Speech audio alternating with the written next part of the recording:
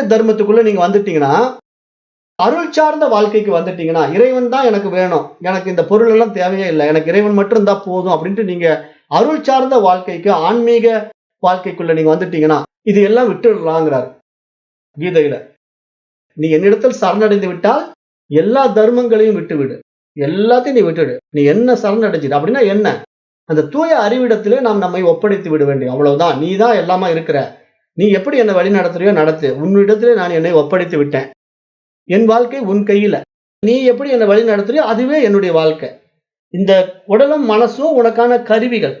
ஆகவே நீ இதை கையாண்டு கொள்.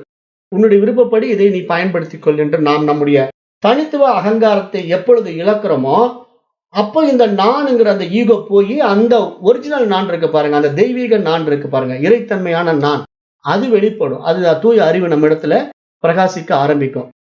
அதுதான் நம்முடைய உண்மையான பரிசுத்த நிலை.